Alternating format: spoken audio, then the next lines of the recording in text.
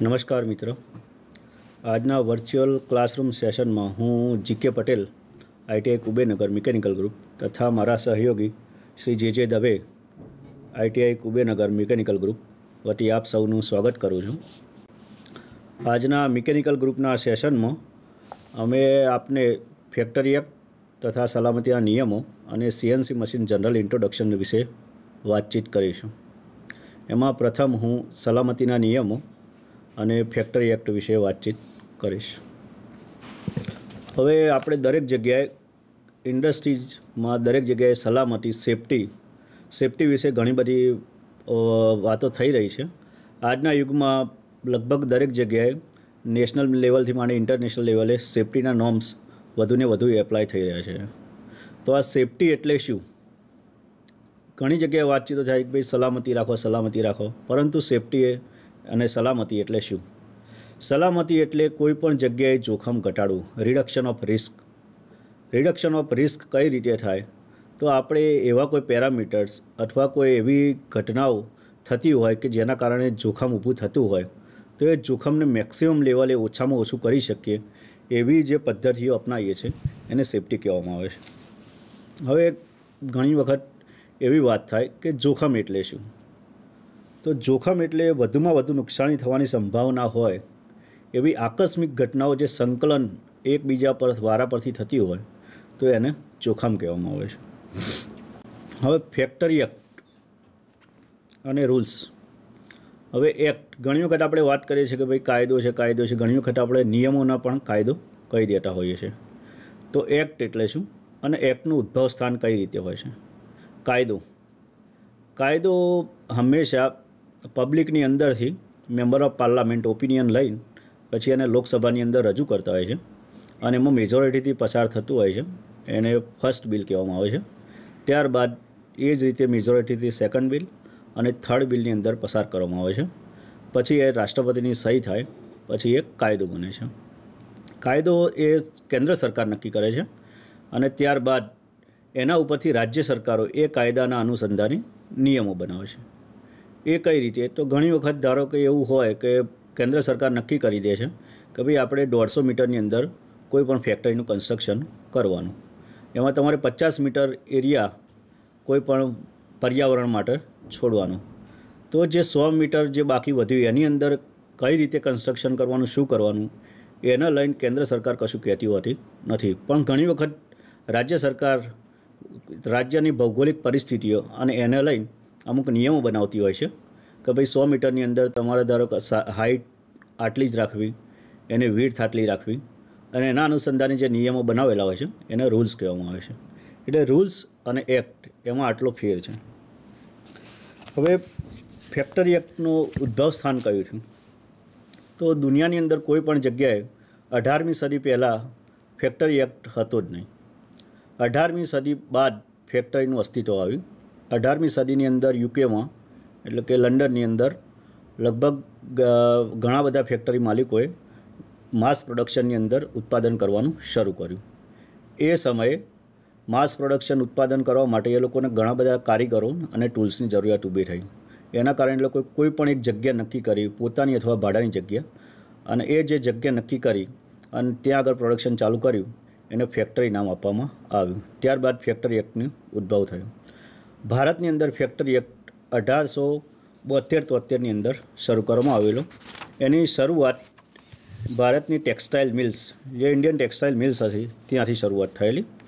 એમાં સૌથી પહેલો એક એવો નિયમ બનાવવામાં આવેલો કે સૂર્યોદયથી સૂર્યાસ્ત સુધી 6 વર્ષથી મોટી ઉંમરના બાળકો કામ કરી શકશે.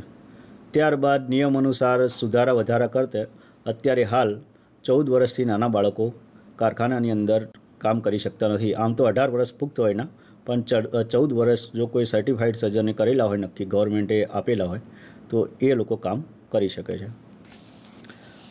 ત્યારબાદ 1881, 1911, 1934માં નવા સુધારા વધારા કરી અને 1948ની અંદર ફેક્ટરી એક્ટ અસ્તિત્વમાં આવ્યો. પરંતુ શરૂઆતમાં આ ફેક્ટરી એક્ટનો એટલો બધો અમલ થતો નહોતો. ત્યારબાદ લગભગ ઘણા બધાને ખબર હશે ભોપાલ ગેસ ટ્રેજેડી 1984ની અંદર બનેલી. એમાં એવું થયેલું કે લગભગ 2 ડિસેમ્બરની નાઇટ હતી. એ સમયે યુનિયન કાર્બાઇડ ઇન્ડિયા લિમિટેડ નામની કંપની હતી. એની એ પેસ્ટિસાઇડ્સ બનાવતી કંપની હતી. પેસ્ટિસાઇડ્સ એટલે કીટાણુનાશક, જે પાક સંરક્ષણ માટેની દવાઓ બનતી હોય એ. એની અંદર મિથાઇલ આઇસોસાયનેટ નામનો એક ઝેરી ગેસ હતો અને કેમિકલ હતું. એ કેમિકલનું પાણીની સાથે રિએક્શન થયું અને લીકેજના કારણે એક ઝેરી ગેસ ઉદ્ભવ્યો અને એના કારણે કંપનીની એક નજીક શાંતિનગર ટાઉનશીપ હતી એના ઉપર આ ગેસની અસર થઈ. ત્યારબાદ રાત્રિના લગભગ 12-1 વાગ્યાનો સમય હતો એટલે ધીમે ધીમે ગેસ ફેલાતો શહેર તરફ વધ્યો અને શહેર તરફ વધ્યો એટલે એના કારણે લગભગ 3787 માણસોના મૃત્યુ થયા અને 5 લાખથી વધુ લોકોને એની અસર થયેલી અને એના કારણે 16,000થી વધુ માણસોને ડેન્જરસ ઇફેક્ટ થયેલી. ત્યારબાદ કેન્દ્ર સરકારે નક્કી કર્યું કે હવે આ કારખાનાદારો એ સ્ટ્રિક્ટલી આપણે અમલ કરવો પડશે. ત્યારબાદ ફેક્ટરી માલિકોને દરેકને સ્ટ્રિક્ટલી અમલ કરવા માટે સમજાવવામાં આવ્યું. આ કારખાના ધારાના અલગ અલગ ચેપ્ટર છે. એમાં પહેલું ચેપ્ટર છે વ્યાખ્યા, રજિસ્ટ્રેશન, એન્ફોર્સમેન્ટ. બીજું છે હેલ્થ. ત્રીજું છે સેફ્ટી. ચોથું છે હજાર્ડસ પ્રોસેસ. પાંચમું છે વેલફેર. છઠ્ઠું છે વર્કિંગ અવર્સ. સાતમું છે એમ્પ્લોયમેન્ટ ઓફ યંગ પર્સન. આઠમું છે એન્યુઅલ લીવ વિથ વેજીસ અને 9મું છે પેનલ્ટી. પરંતુ આપણે આજે પહેલાં 3 ચેપ્ટર વ્યાખ્યા, હેલ્થ અને સેફ્ટી 3 વિશે વાત કરીશું. વ્યાખ્યાની અંદર પહેલી જ વ્યાખ્યા હોય છે ફેક્ટરી. ફેક્ટરી એટલે શું? ફેક્ટરી એટલે કે જ્યાં 10થી વધુ માણસો પાવર સાથે કામ કરતા હોય અને મેન્યુફેક્ચરિંગ પ્રોસેસ થતી હોય એને ફેક્ટરી કહેવામાં આવે છે. અથવા તો 20થી વધુ માણસો પાવર વગર વર્ષના કોઈ પણ એક દિવસે કામ કરતા હોય તો એને ફેક્ટરી કહેવામાં આવે છે. વર્ષનો કોઈ પણ એક દિવસ કે જ્યાં 20થી વધુ માણસો પાવર વગર અથવા 10થી વધુ માણસો પાવર સાથે કામ કરતા હોય અને મેન્યુફેક્ચરિંગ પ્રોસેસ થતી હોય એને આપણે ફેક્ટરી કહેવામાં આવે છે. હવે મેન્યુફેક્ચરિંગ પ્રોસેસ એટલે શું? આ વ્યાખ્યા પ્રમાણે મેન્યુફેક્ચરિંગ પ્રોસેસ એટલે શું? તો મેન્યુફેક્ચરિંગ પ્રોસેસ એટલે મેકિંગ, કોઈ પણ વસ્તુ બનાવવી. ઓલ્ટરિંગ એટલે કોઈ પણ વસ્તુમાં વધઘટ કરવું. રિપેરિંગ એટલે કોઈ પણ વસ્તુનું રિપેરિંગ કરવું.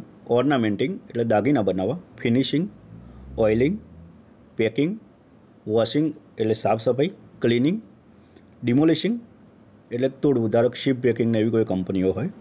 અથવા આમાંના કોઈ પણ વસ્તુનો ઉપયોગ. સેલ એટલે વેચાણ, ટ્રાન્સપોર્ટ એટલે અવરજવર, ડિલિવરી અથવા ડિસ્પોઝલ, અથવા તો ઓઇલ પમ્પિંગ, વોટર સિવેજ કે જનરેટિંગ ઓફ અને ટ્રાન્સમિટિંગ ઓફ પાવર એટલે પાવરનું જનરેશન અને ટ્રાન્સમિશન કે પ્રિન્ટિંગ, બુક બાઇન્ડિંગ વગેરે થતું હોય તો એને મેન્યુફેક્ચરિંગ પ્રોસેસ કહેવાય છે. એની અંદર કોલ્ડ સ્ટોરેજ અને પ્રેશર વેસરનો પણ સમાવેશ થતો હોય છે. ત્રીજી વ્યાખ્યા છે કે વર્કર એટલે શું? તો કોઈ પણ માણસ કે જે કંપનીમાં રોજગારી માટે ડાયરેક્ટલી કે ઇનડાયરેક્ટલી એટલે કોઈ પણ એજન્સીએ રાખેલો માણસ હોય કે જે માલિકની જાણમાં હોય કે ન હોય અને પગાર સાથે કે પગાર વગર કામ કરતો હોય અને મેન્યુફેક્ચરિંગ પ્રોસેસ સાથે કે ક્લિનિંગ સાથે, કંપનીની અંદર જે મેન્યુફેક્ચરિંગ પ્રોસેસ થતી હોય કે ક્લિનિંગ થતું હોય એની સાથે સંકળાયેલો હોય, એ પણ ડાયરેક્ટલી અથવા ઇનડાયરેક્ટલી એટલે મેન્યુફેક્ચરિંગ પ્રોસેસની અંદર ડાયરેક્ટ કામ કરતો હોય અથવા તો ઇનડાયરેક્ટ કામ કરતો હોય તો પણ અને કંપનીની પ્રિમાઇસીસની અંદર કામ કરતો હોય તો એને વર્કર કહેવામાં આવે છે. એટલે આની અંદર કંપનીની પ્રિમાઇસીસની અંદર ધારો કે કોઈ કેન્ટીન હોય અને એની ચાની કીટલીનો માણસ હોય, એ પણ જો મેન્યુફેક્ચરિંગ પ્રોસેસના કામ કરતા માણસોને ચા સપ્લાય કરવાનું કામ કરતો હોય તો એનો બી કંપનીનો વર્કર તરીકે ગણવામાં આવે છે. હવે ચોથી વ્યાખ્યા છે ઓક્યુપાયર. ઓક્યુપાયર એટલે શું? તો ઓક્યુપાયર એટલે જે કંપનીનો એવો માણસ કે જેનો ઓવરઓલ કંટ્રોલ હોય કંપનીના દરેક અફેર્સ ઉપર. કંપની અંદર કોઈ વસ્તુનું વેચાણ થતું હોય, પ્રોડક્શન થતું હોય, દરેક વસ્તુ ઉપર જેનો ઓવરઓલ કંટ્રોલ હોય એને ઓક્યુપાયર કહેવામાં આવે છે. ઓક્યુપાયર એટલે એનો મતલબ એવો જ નહીં કે દરેક કંપનીનો માલિક એ પોતે જ ઓક્યુપાયર હોઈ શકે. કારણ કે ઘણી વખત ધારો કે માલિકો કોઈ રતન ટાટા કે બિરલા જેવા માણસો હોય તો એની એક નહીં લગભગ 15, 20 કંપનીઓ હોય. તો એવી જગ્યાએ એ લોકોએ ઓથોરિટી આપેલી છે કે ધારો કંપનીનો મેનેજર, તો મેનેજરને બધી સત્તા હોય છે, તો એને પોતાના મેનેજરને જે તે કંપનીનો ઓક્યુપાયર ગણી શકાય. ત્યારબાદ કોમ્પિટન્ટ પર્સન એટલે એવા કોઈ સર્ટિફાઈડ માણસો કે જે ગવર્મેન્ટે નક્કી કર્યા હોય, જે બોઇલરનો ટેસ્ટિંગ માટે છે, લિફ્ટના ટેસ્ટિંગ માટે છે, તો એવા માણસો એને કોમ્પિટન્ટ પર્સન કહેવામાં આવે છે. પછી એક્સિડન્ટ. એક્સિડન્ટની વ્યાખ્યાની અંદર કારીગરો મિલકત, ફેક્ટરી અને પર્યાવરણને નુકસાન તથા ઈજા અને બીમારીનું કારણ બને તેવી અનિયોજિત અને અનિયંત્રિત ઘટના એને એક્સિડન્ટ કહેવામાં આવે છે. એટલે કારીગરોને કોઈ બીમારી બને, નુકસાન થાય તો એવી ઘટના, અથવા મિલકત, ફેક્ટરી અને પર્યાવરણ તેને નુકસાન થાય એવી કોઈ ઘટના હોય કે જે અનપ્લાન, જેનું કોઈ પ્લાનિંગ ના હોય, અચાનક બની જાય અને અનિયંત્રિત એટલે કંટ્રોલ બહારની હોય એવી ઘટનાને એક્સિડન્ટ કહેવામાં આવે છે. હવે આપણે શરૂઆતનો ફેક્ટરી એક્ટનો બીજા નંબરનો ટૉપિક હેલ્થની ઉપર વાત કરીશું. હેલ્થની ઉપર એમાં સૌથી પહેલું છે ક્લીનલીનેસ એટલે સફાઈ. સફાઈ કેવી હોવી જોઈએ ફેક્ટરીની અંદર? તો ફેક્ટરી એક્ટ એવું કહે છે કે ફેક્ટરીના દરેક ભાગમાંથી ડસ્ટ અને ધૂળનો મશીનો દ્વારા, વર્કરો દ્વારા કે અન્ય કોઈ ઉપાય દ્વારા દૂર કરવી જોઈએ. બીજું છે દરેક વર્કરૂમની ફ્લોર એટલે ભોંયતળિયું જ્યાં માણસો કામ કરતા હોય, અઠવાડિયે એકવાર પાણી અને કીટાણુનાશક અથવા બેક્ટેરિયાનાશક અન્ય કોઈ પણ વસ્તુ દ્વારા એને સાફ થવી જોઈએ. ત્રીજી વસ્તુ છે કે જો કોઈ પ્રોસેસ દ્વારા ફ્લોર ભીની થતી હોય તો એને કોઈ પણ મેથડ દ્વારા એ જે ભીનું થતું હોય, ડ્રેઇન થતો હોય, એ ડ્રેઇનને દૂર કરવાની સગવડ હોવી જોઈએ. ચોથું છે કે દરેક દિવાલો અને પાર્ટિશનમાં અથવા સીલિંગો હોય તો એના પેસેજ અને રસ્તાઓ જે હોય અન્ય એ વર્ષમાં એકવાર પેઇન્ટિંગ કરવા જોઈએ. પછી હેલ્થની અંદર બીજો પોઈન્ટ આવે છે કે વેસ્ટ ડિસ્પોઝલ. વેસ્ટ ડિસ્પોઝલની અંદર દરેક ફેક્ટરીમાં મેન્યુફેક્ચરિંગ પ્રોસેસના કારણે વેસ્ટ કે અન્ય અસર કરતા પરિબળો હોય તેની ટ્રીટમેન્ટ કરીને તેને ડિસ્પોઝ કરવાની સગવડ હોવી જોઈએ. આ સગવડ રાજ્ય સરકારે જે નિયમો બનાવેલા છે એને આધારિત હોવી જોઈએ. ધારો કે કોઈ જીબી જેવી કંપની હોય એની અંદર એશ એ બહુ મોટો વેસ્ટ છે, તો એને દૂર કરવા રાજ્ય સરકારે અમુક નિયમો બનાવ્યા છે કે ભાઈ એને પાણી સાથે મિક્સ કરીને એને તમે દૂર ડ્રેન કરી દો એવી જગ્યાએ જ્યાં કોઈને અસર ના કરે. તો એ રીતના વેસ્ટ ડિસ્પોઝલના નિયમો રાજ્ય સરકાર દ્વારા બનાવેલા છે, એ પ્રમાણે દરેક કંપનીએ કામ કરવું જોઈએ. બીજું છે કે વેન્ટિલેશન અને ટેમ્પરેચર, તાપમાન અને હવા ઉજાસ કેવી હોવી જોઈએ? તો દરેક ફેક્ટરીની અંદર વેન્ટિલેશન માટે તાજી હવાનું સર્ક્યુલેશન રહે તથા દરેક વર્કરની તબિયતને અસર ના કરે તેટલું કમ્ફર્ટેબલ તાપમાન આ બંને જાળવવું જરૂરી છે. આ માટે દરેક કંપનીએ યોગ્ય અને અસરકારક પગલાં લેવા જોઈએ. પછી દિવાલો અને છાપરાઓ એવા મટીરિયલથી કે ડિઝાઇન કરવા જોઈએ કે બને તેટલું તાપમાન પ્રેક્ટિકલી શક્ય હોય એટલું નીચું રહે. અને જો મેન્યુફેક્ચરિંગ પ્રોસેસના કારણે તાપમાન વધતું હોય અને વર્કરની હેલ્થને અસર થતી હોય તો એના માટે કુદરતી અથવા કૃત્રિમ રીતે કોઈપણ રીતે ત્યાંનું તાપમાન નીચું લાવવા માટેના પગલાં લેવા જોઈએ. ધારો કોઈ પણ જગ્યાએ કોઈ કંપનીની અંદર બોઇલર ચાલતું હોય તો બોઇલરની આજુબાજુ કોઈ માણસો કામ કરતા હોય તો બોઇલરનું ટેમ્પરેચર હાઈ હોય, એના કારણે વર્કરના શરીરની અંદર જે પાણી હોય એ સુકાઈ જતું હોય અને એની કારણે એને ઘણા બધા રોગો થવાની શક્યતા ડિહાઇડ્રેશનના જેવા થતા હોય છે. તો એવી જગ્યાએ શાવર એક એવું કહે છે કે ઇન્ડસ્ટ્રીયલ શાવર એનો ઉપયોગ કરવો જોઈએ. એટલે બોઇલરની નજીકમાં એક ફુવારો મૂકવામાં આવે, એટલે એક માણસ અડધો કલાક બોઇલરની આજુબાજુ ઊભો રહે, ત્યારબાદ એ શાવરની નીચે જાય ત્યાં સુધી બીજો માણસ ત્યાં આગળ ઊભો રહે, શાવરની અંદર થોડીવાર ફુવારો લગાવીને અને પછી પોતે થોડીવાર ઠંડો થઈને અને પછી બોઇલરના ટેમ્પરેચર જે હાઈ ટેમ્પરેચર હોય ત્યાં નજીક આવે ત્યાં સુધી બીજો માણસ એક્સચેન્જ થતો હોય. એટલે આ રીતની સગવડો દરેક જગ્યાએ હોવી જોઈએ. ત્યારબાદ ડસ્ટ અને ફ્યુમ્સ, રજકણું અને ધુમાડો, એના માટે કંપનીની અંદર શું સગવડો હોવી જોઈએ? તો કોઈ પણ ફેક્ટરીમાં મેન્યુફેક્ચરિંગ પ્રોસેસ થતી હોય તે જગ્યાએ અને જો તે જગ્યાએ ડસ્ટ કે ફ્યુમ પેદા થતી હોય અને તેના કારણે વર્કરોના કામમાં તકલીફ પડે કે શ્વાસમાં જઈને તેની હેલ્થ ઉપર અસર થતી હોય તો તેને દૂર કરવા માટે યોગ્ય પગલાં લેવા પડશે. તો કેવા પગલાં? તો એ જે ડસ્ટનું ઉદ્ભવ સ્થાન હોય ત્યાંથી કોઈ પણ એક્ઝોસ્ટ ફેન હોય એના દ્વારા એ ડસ્ટને ખેંચી અને બહાર કરવી જોઈએ. અથવા તો અને બીજું એક કહે છે કે ફેક્ટરી એક્ટ એવું કહે છે કે કોઈ પણ કંપનીની અંદર ઇન્ટરનલ કમ્બસ્શન એન્જિન એ અંદરની સાઈડ હોવા જોઈએ નહીં ફેક્ટરીની અંદર. કેમ? તો એના કારણે જે ધુમાડો પેદા થાય છે એના કારણે વર્કરોની શ્વાસની અંદર અસર થતી હોય છે. તો એ અને જો એ એન્જિન અંદર રાખવા હોય તો એને દૂર કરવા માટેની ખાસ સગવડ, ધુમાડો દૂર કરવા માટેની ખાસ સગવડ હોવી જોઈએ.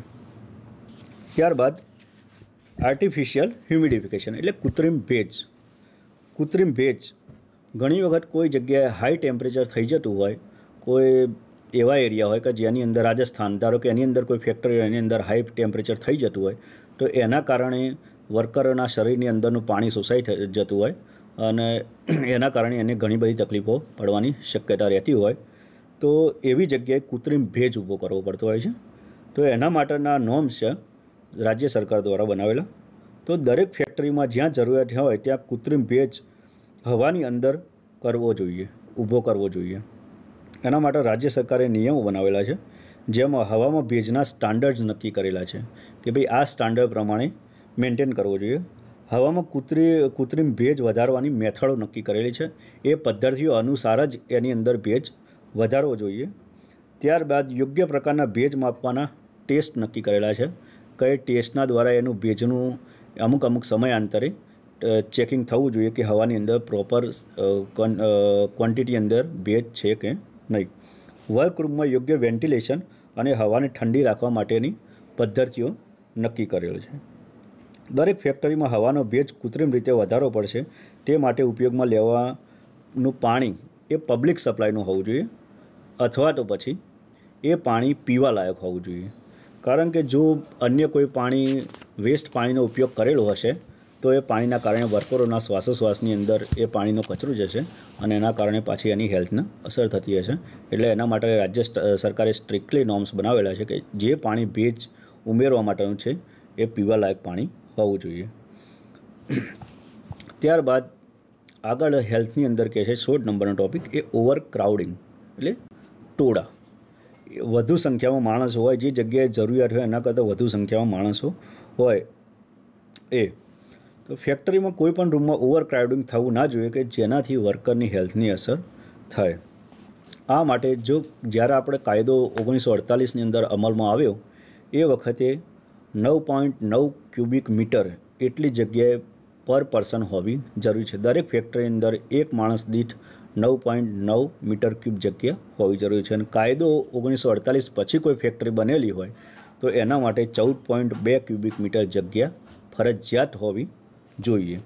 પરંતુ આ જગ્યા ફ્લોરથી 4.2 મીટર ઉપરની જગ્યા કોઈ પણ ગણતરીમાં લેવામાં આવશે નહીં. એટલે ફ્લોરથી 4.2 મીટર હાઇટ અને 9.9 ક્યુબિક મીટર 1948 પહેલાંની ફેક્ટરીમાં અને 1948ની સાલ પછીની ફેક્ટરીમાં 14.2 ક્યુબિક મીટર જગ્યા. ત્યારબાદ લાઇટિંગ કેવું હોવું જોઈએ? તો દરેક ફેક્ટરીમાં કે જ્યાં કારીગરો કામ કરતા હોય, પસાર થતા હોય તે જગ્યાએ યોગ્ય રીતે કુદરતી અથવા કૃત્રિમ રીતે લાઇટિંગની સગવડ કરેલી હોવી જોઈએ.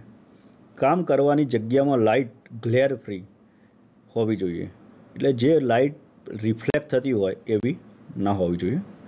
બીજું કે લાઇટની સગવડ એવી હોવી જોઈએ કે જેના કારણે પડછાયા પડે કે આંખને તકલીફ થાય અને એના કારણે એક્સિડન્ટ ઊભા થાય.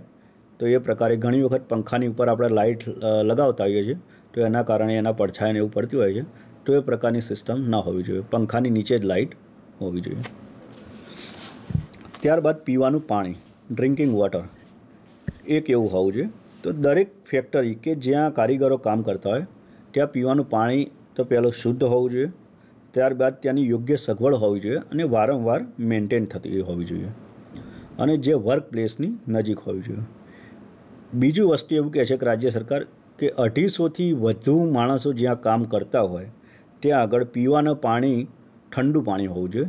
એ કોઈ બી રીતે, ચાહે કૃત્રિમ રીતે હોય અથવા કુદરતી રીતે હોય, એર કુલર દ્વારા ઠંડુ થાય અથવા અન્ય કોઈ ઠંડા પાણીના માટલાક વગેરે મૂકીને, પરંતુ ઠંડા પાણીની સગવડ હોવી જોઈએ. અને પીવાના પાણીની જગ્યા અન્ય કોઈ જગ્યાઓ જેવી કે લેટ્રિન્સ, યુરિનલ્સ વગેરેથી 6 મીટર દૂર હોવી જોઈએ. ત્યારબાદ લેટ્રિન્સ અને યુરિનલ્સ એટલે જાજરૂ અને મૂતરડીની સગવડો કઈ ટાઈપની હોવી જોઈએ ફેક્ટરી એક મુજબ?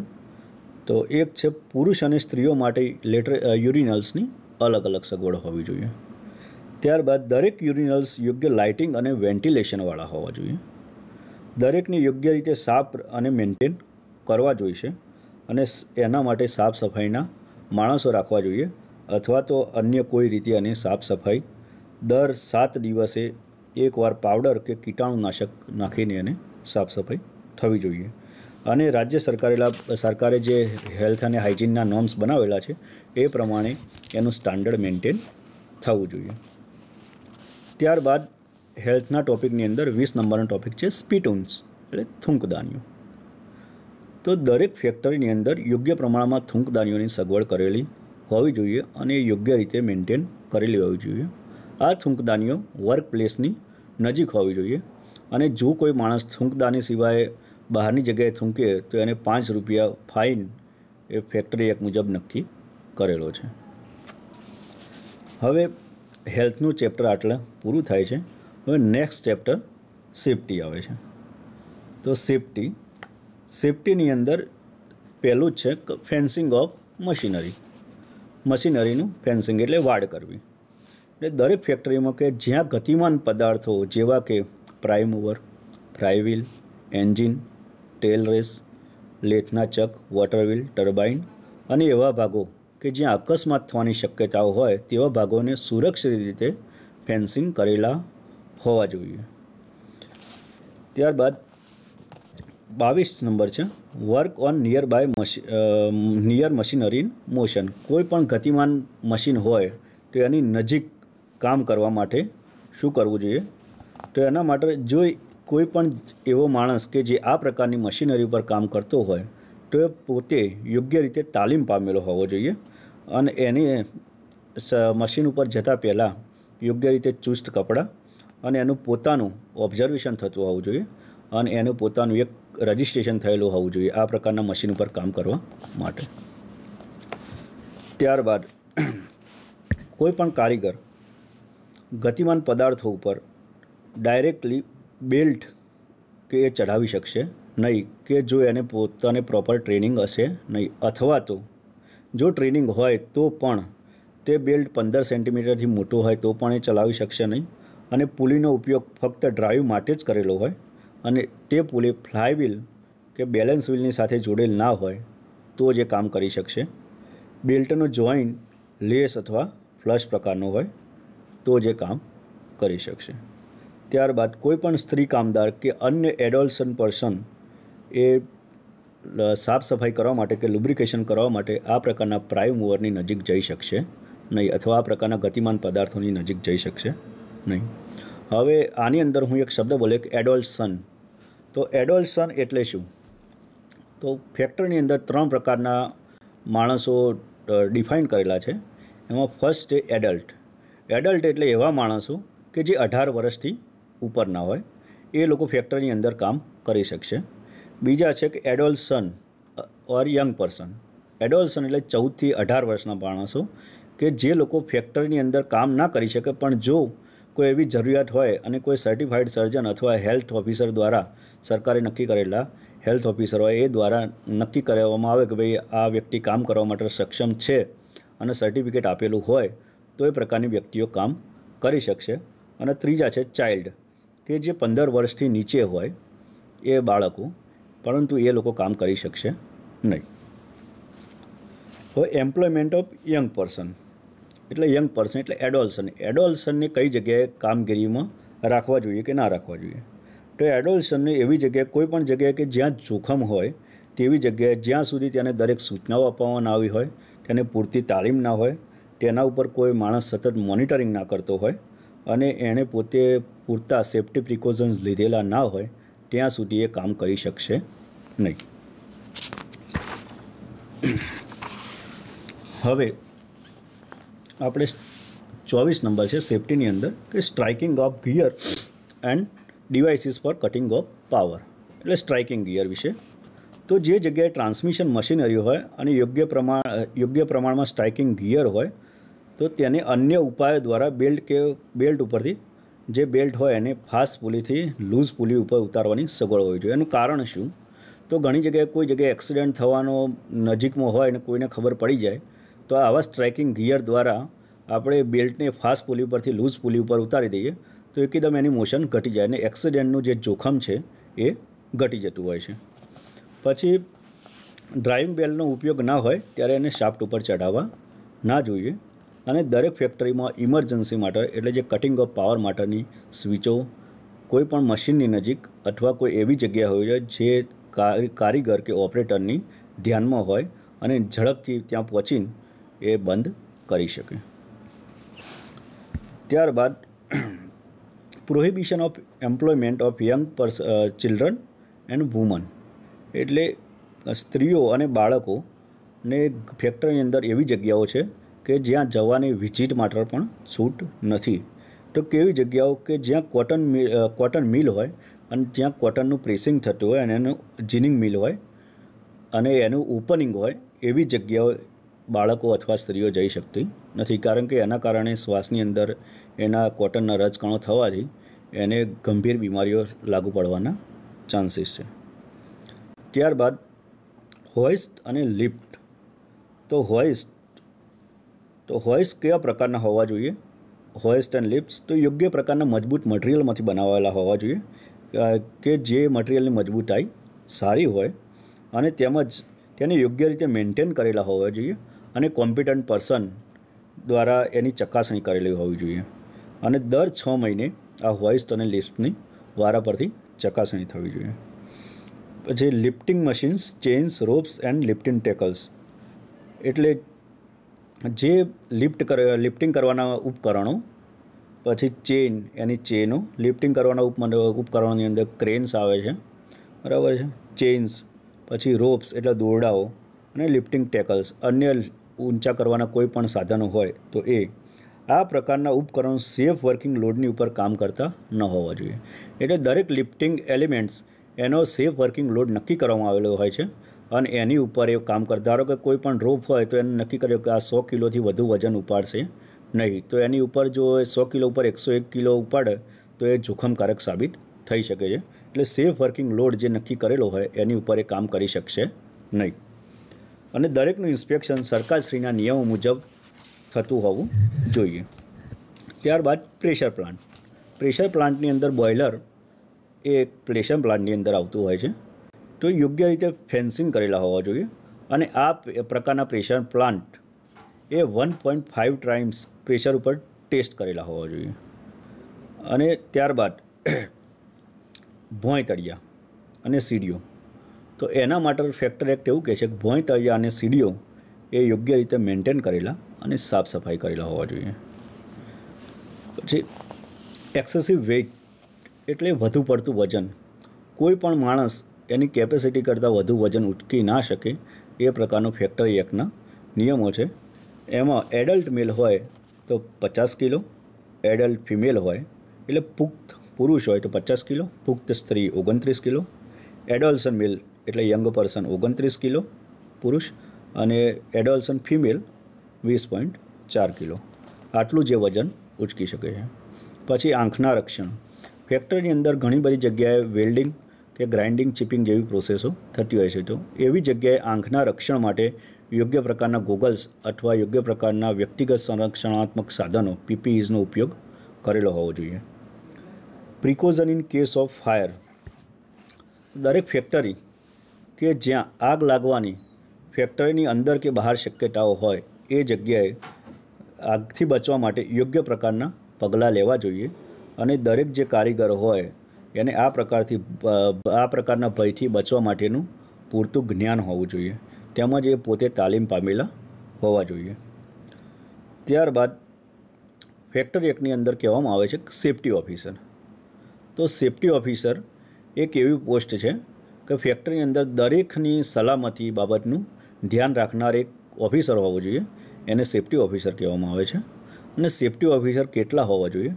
તો 1000થી 1500 માણસની જે જનરલ કામ કરતી હોય ફેક્ટરીની અંદર એક, 1501થી 3000 માણસો માટે 2, 3001થી 4500 માણસો માટે 3 અને 4501 અને એથી વધુ માટે 4 સેફ્ટી ઓફિસર આ સગવડ કરેલી હોવી જોઈએ.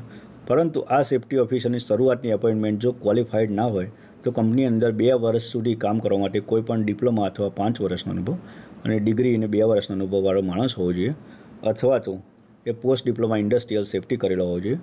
અને જો પોતે કરેલો ના હોય તો 2 વર્ષની અંદર એણે પોતે આ ડિપ્લોમા પાસ કરવો જોઈશે. હવે આપણે ફેક્ટરી એક્ટની વાત પૂરી થઈ. હવે આપણે જનરલ સેફટી ઉપર વાત કરીશું. તો જનરલ સેફટી એટલે આપણે જે વર્કશોપની અંદર જે સલામતી રાખીએ છીએ એ બાબતે. તો એની અંદર પહેલી સારી ગૃહ વ્યવસ્થા અપનાવો, એટલે હાઉસકીપિંગ. તમે કોઈ પણ તમારા ટૂલ્સ છે, કોઈ પણ વસ્તુઓ છે એની પ્રોપર જગ્યાએ રાખો. એ રસ્તાની અંદર વચ્ચે તમને અડફેટે ચડે એવી જગ્યાએ ના મૂકો કે જેના કારણે કોઈને પણ નુકસાન થઈ શકે. ત્યારબાદ યોગ્ય પીપીઈઝનો ઉપયોગ કરો. કોઈ વેલ્ડિંગ કરતો માણસ હોય તો એના વેલ્ડિંગના ગોગલ્સ છે, એની હેલ્મેટ છે, એ પ્રકારના પીપીઈઝ એટલે વ્યક્તિગત સંરક્ષણાત્મક સાધનો, બરાબર. કોઈ ગ્રાઇન્ડિંગ ઉપર કામ કરતો હોય તો એ ટ્રાન્સપરન્ટ ગોગલ્સ, એ પ્રકારના એ પીપીઈઝનો ઉપયોગ કરવો જોઈએ. કામની જગ્યા કે મશીનની પૂરેપૂરી જાણકારી મેળવો. એટલે કોઈ પણ જગ્યાએ આપણે કામ કરતા હોય કે મશીન હોય અને એની ઉપર આપણે કામ કરવું હોય એની પૂરેપૂરી આપણે જાણકારી હોવી જોઈએ. એના ઉપયોગ વિશે જણાવવું જોઈએ અને એને કઈ રીતે ચલાવવાનું છે એની પ્રોસિજર વિશે જાણતા હોવા જોઈએ. અને એના જોખમ હોય, એનાથી એક્સિડન્ટ થાય તો કયા કયા પ્રકારના જોખમો થઈ શકે છે એની જાણકારી આપણી પાસે હોવી જોઈએ. જો મશીન ઉપર માણસ કામ કરતો હોય તો ઇમરજન્સી સ્વિચનું જ્ઞાન એને હોવું જોઈએ. કઈ જગ્યાએ ઇમરજન્સી સ્વિચ છે. ધારો કે આપણે સીએનસી મશીનની અંદર લઈએ તો સીએનસી મશીનની અંદર મશીનના ઉપર જ હોય છે, પણ ઘણી જગ્યાએ લેથ મશીન સાદા લેથ ઉપર કામ કરતા હોય તો દૂર હોય છે. પણ એ ખબર હોવી જોઈએ કઈ જગ્યાએ આ ઇમરજન્સી સ્વિચ મૂકેલી છે જેના કારણે પાવર કટઓફ થાય અને એક્સિડન્ટ થાય તો એનાથી થતું જોખમ ટાળી શકાય, બરાબર. કોઈ પણ જગ્યાએ આપણે કન્ફાઇન્ડ સ્પેસની અંદર કામ કરવું હોય એટલે બંધ જગ્યાઓ કે ધારો કોઈ બોઇલર હોય, કોઈ ઓઇલના ટાંકા હોય તો એની અંદર કામ કરવા માટે આપણી જોડે એનું પૂરતું જ્ઞાન હોવું જોઈએ. એની અંદર જતાં પહેલાં કોઈ પણ સુપરવાઇઝર અથવા એનો જે સત્તાધિકારી હોય એની મંજૂરી મેળવવી જોઈએ અને એને જાણ કરીને જ આપણે શરૂઆત કરવી જોઈએ. જો આગ લાગે તો ફાયર એક્સટિંગ્વિશર કે અન્ય અગ્નિશામકો હોય તેના ઉપયોગ વિશેની પ્રથમ આપણે જાણકારી મેળવવી જોઈએ. અને કામ પૂર્ણ કર્યા બાદ મશીનને બરાબર સાફ કરીને તેમજ કામ કરવાની જગ્યા પણ યોગ્ય રીતે સાફ કરી દેવી જોઈએ. અને મશીન ઉપર કામ પૂર્ણ થયા બાદ તેની મેઇન સ્વિચ પણ ઓફ કરી દેવી જોઈએ. આટલી જનરલ સેફટી આપણે જે વર્કશોપની અંદર કરવાની હોય છે એ છે. અને હવે આપણે થોડું ઘણું મટીરિયલ હેન્ડલિંગ વિશે જોઈશું. તો મટીરિયલ હેન્ડલિંગ કઈ રીતે કરવું જોઈએ. તો કોઈ પણ જગ્યાએ આપણે મટીરિયલ હેન્ડલિંગ કરવું હોય તો હેન્ડલિંગ કરવા માટે કયા પ્રકારનું મટીરિયલ છે, કેટલું વજન છે, એ દરેક વસ્તુની પ્રથમ તો આપણને જાણકારી હોવી જોઈએ. અને એ કયા રસ્તેથી લઈ જવાનું છે એ બાબતની પણ આપણી પાસે જાણકારી હોવી જોઈએ. જો એ પ્રોપર જાણકારી નહીં હોય અને ઘણી વખત આપણી પાસે પૂરતું જ્ઞાન નહીં હોય તો એ મોટા એક્સિડન્ટો સર્જી શકતા હોય છે. હવે આ પ્રકારના મટીરિયલ હેન્ડલિંગ કઈ રીતે કરવું જોઈએ તો એના માટે આપણી પાસે એક ફિલ્મ છે, શોર્ટ ફિલ્મ, જે હવે હું તમને બતાવીશ. નિર્માણ કાર્યમાં સામાનની ગોઠવણી સૌથી મહત્વપૂર્ણ કામ છે. આ કાર્યમાં સતત સામાન આવતો જતો રહે છે, તો આપણે આ સુનિશ્ચિત કરવું જોઈએ કે જ્યારે આપણને જરૂર હોય ત્યારે તે સામાન સરળતાથી મળી શકે. સામાનની ખરાબ ગોઠવણથી દુર્ઘટના થઈ શકે છે. સામાનને હંમેશા યોગ્ય રીતે ઊંચકવો જોઈએ, નહીંતર તમારી પીઠ અને કમરમાં ઈજા અને દુખાવો થઈ શકે છે. શરીરનું હલનચલન હંમેશા યોગ્ય રીતે થવું જોઈએ. તમારી ઉપરથી કંઈક પડવાથી વાગી શકે છે, એટલે સાવધાન રહો. જ્યારે કોઈ સામાન ઉપાડી રહ્યા છો ત્યારે કોઈ પણ કારણથી તમને વાગી શકે છે, જેમ કે ખોટી રીતે ઉપાડવાથી અથવા વધારે વજનદાર સામાન ઉપાડવાથી. સામાનની અયોગ્ય ગોઠવણ દુર્ઘટનાનું કારણ બની શકે છે. સામાન સાથે અથડામણ થવી કે ચપટી આવી જવી કે હાથ પગ દબાઈ જવા, પડવાવાળી વસ્તુથી વાગવું કે કપાઈ જવું, અથવા બાંધેલી વસ્તુઓને ખોટી રીતે કાપવી તે ઈજાનું કારણ થઈ શકે છે. સુનિશ્ચિત કરો કે કાર્યક્ષેત્ર અસુરક્ષિત તો નથી ને? જો હોય તો તેને સુધારો. સામાનની ખોટી ગોઠવણી દુર્ઘટનાનું કારણ બની શકે છે, એટલે સાવધાન રહો અને પોતાની સુરક્ષાનું ધ્યાન રાખો.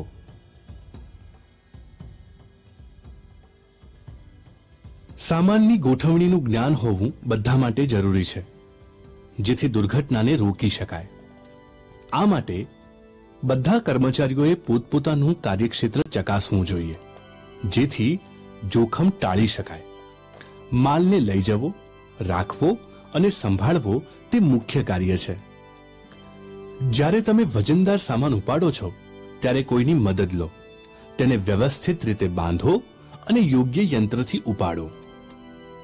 યોગ્ય વ્યક્તિગત સુરક્ષાના સાધનો એટલે કે PPE નો ઉપયોગ કરો.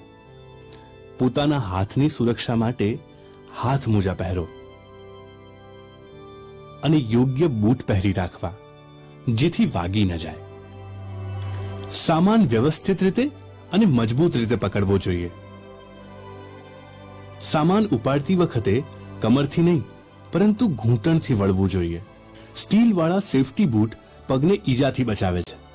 કોઈ પણ યંત્રને તેની તાકાતથી વધારે વજનદાર ન કરો. વસ્તુને આકાર અને વજન પ્રમાણે ઉપાડવું.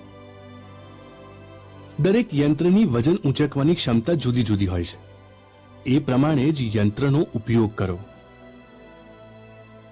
બધો સામાન સાચવીને મૂકો.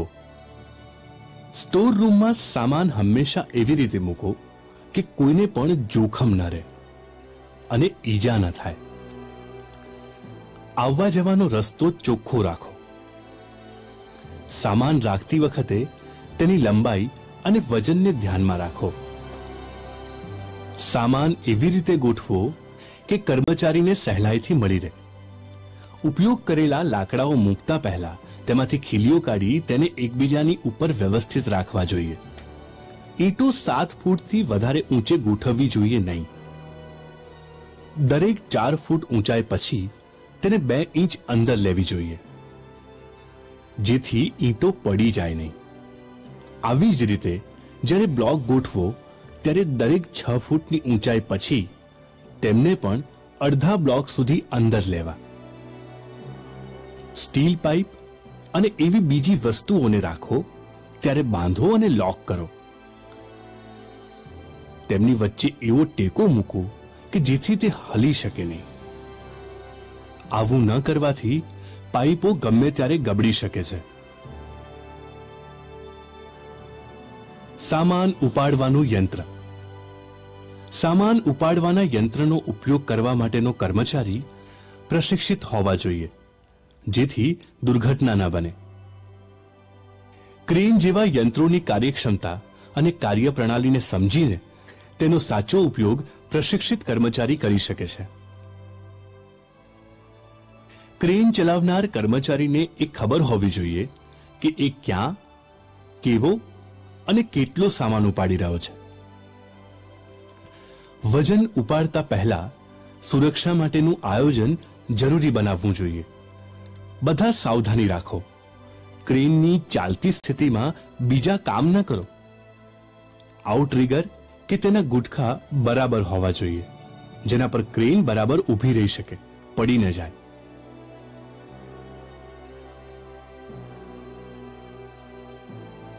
ચેઇનમાં ગૂંચ કે કાટ ન લાગવો જોઈએ.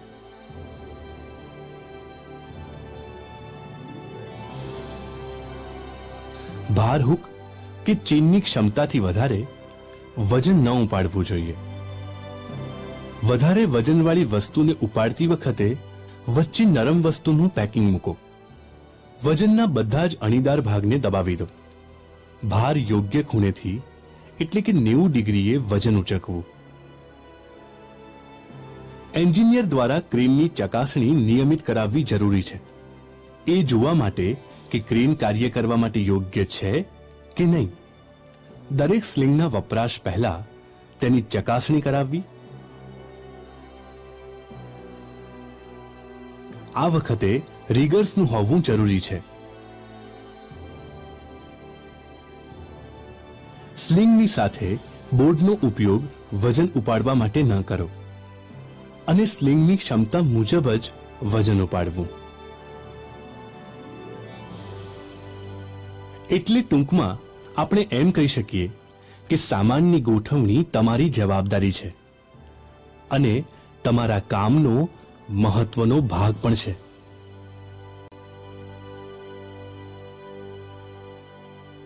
આની અંદર આપણે લાકડા, પાઇપ, ઈંટો વગેરેના હેન્ડલિંગ વિશેની જાણકારી મેળવી અને ક્રેનના ઓપરેશન વિશેની પણ જાણકારી મેળવી. હવે આ જ પ્રકારની આપણે એક અન્ય ફિલ્મ પણ બનાવેલી છે કે જે હેન્ડ એન્ડ પાવર ટૂલ્સ એના વિશેની જાણકારી આપે છે. તો એ પણ આપણે જોઈશું કે હેન્ડ એન્ડ પાવર ટૂલ્સની અંદર એવા ટૂલ્સ કે ધારો કે ડ્રિલ મશીન, કોઈ સ્પેનર્સ વગેરેનો ઉપયોગ કઈ રીતે કરવો એ પ્રકારની જાણકારી આપતી એક અન્ય ફિલ્મ છે how to use hand and power tools. એ આપણને એના વિશેની જાણકારી આપશે.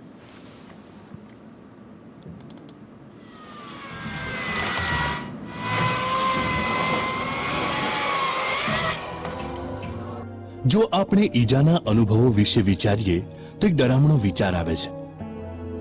હેન્ડ અને પાવર ટૂલ્સથી દર વર્ષે હજારો લોકો ઈજા પામે છે.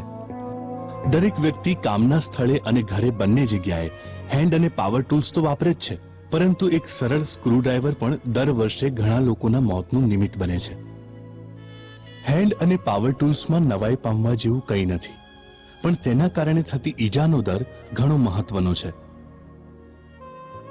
આ પ્રોગ્રામમાં બધા હેન્ડ અને પાવર ટૂલ્સ તથા તેના નિયમો આવરી લેવાયા નથી, પરંતુ એક મુદ્દો જે ઘણો મહત્વનો છે તે એ છે કે જ્યારે હેન્ડ અને પાવર ટૂલ્સ વાપરીએ ત્યારે સલામતી રાખવી ખૂબ જ જરૂરી છે.